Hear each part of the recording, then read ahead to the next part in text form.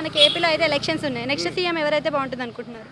Next CM power star Pawan Kalyan అయితే బాగుంటుంది. Power star Pawan Kalyan అన్నావు కానీ తెలంగాణలో చూసుకుంటే ఓడిపోయారు, ఆంధ్రాలో ఎమ్మెల్యే కూడా గెలవలేదు. అంటే ఫర్ ఎగ్జాంపుల్ చెప్తున్నా, ఇప్పుడు తెలంగాణ వైఎస్ఆర్సీపీ పార్టీ కూడా పోటీ చేసింది. వైఎస్ఆర్సీపీ పార్టీ గెలిచిందా?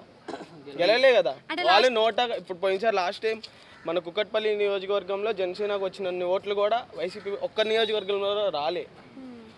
సో ఇక్కడ జనసేన బీజేపీకి ఎందుకు సపోర్ట్ చేసిందంటే అక్కడ ఆంధ్రాలో మనకి బీజేపీ కావాలి, ఇంకో అపోజిషన్ మనకు అక్కడ ఉండకూడదు, ఉంటే ఒకటే అపోజిషన్ ఉండాలి, అయితే వైఎస్ఆర్సీపీ ఆర్ అపోజిషన్.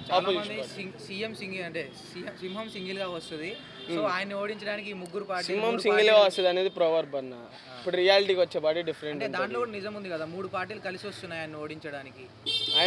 3 పార్టీలు కలిసి వస్తున్నాయి అంటే ఆయన అంత కరప్షన్ ఇష్టం, ఆయన అంత అంటే ఆయన బ్యాక్గ్రౌండ్లో చాలా చేస్తున్నాడు.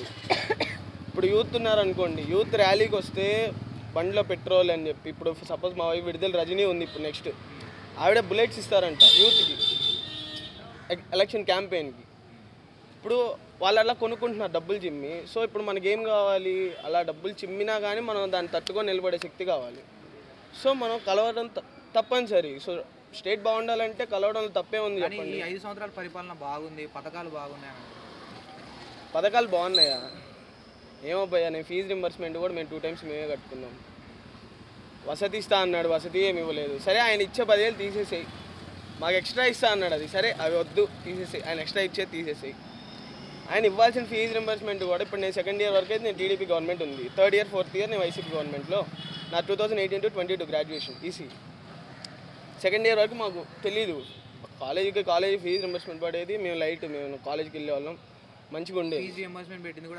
3rd 4th year ఆయన పెట్టాడు. నేనేమంటున్నా, రాజశేఖర రెడ్డి తప్పనట్లేదు. నేను 3rd 4th year చదువుకునేటప్పుడు 2 times మేము కట్టాం ఫీజు రింబర్స్మెంట్. అది రాజశేఖర రెడ్డి పెడితే ఏంటి, జగన్ పెడితే ఏంటి, చంద్రబాబు పెడితే ఏంటి, మాకు అనవసరం కదా. మేము మా డబ్బులు కట్టుకున్నాం కదా.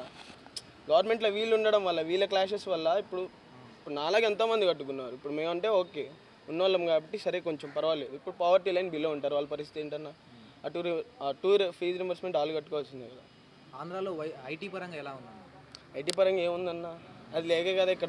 ఇక్కడ సంక్రాంతి హాలిడేస్కి చూడు ఎట్లా ఉంటుందో, స్టూడెంట్స్ ఎవరు కనిపించరు. ఆఫ్టర్ సంక్రాంతి చూడు స్టూడెంట్స్ అందరు ఇక్కడే ఉంటారు, ఆంధ్ర స్టూడెంట్సే ఉంటారు. సో అక్కడే మీకు అర్థమైపోతుంది. ఎగ్జాంపుల్ మన ఎస్ఆర్ నగర్లోనే తీసుకో, మా ఇన్స్టిట్యూట్ వెక్టార్ ఇండియా, ఇక్కడ మా దాంట్లో 70% ఉండేది ఆంధ్ర పీపులే.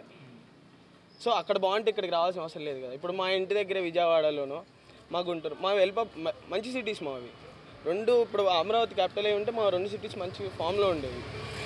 5 years మా వైపు డెవలప్మెంట్ లేదు. సరే వైజాగ్ అయినా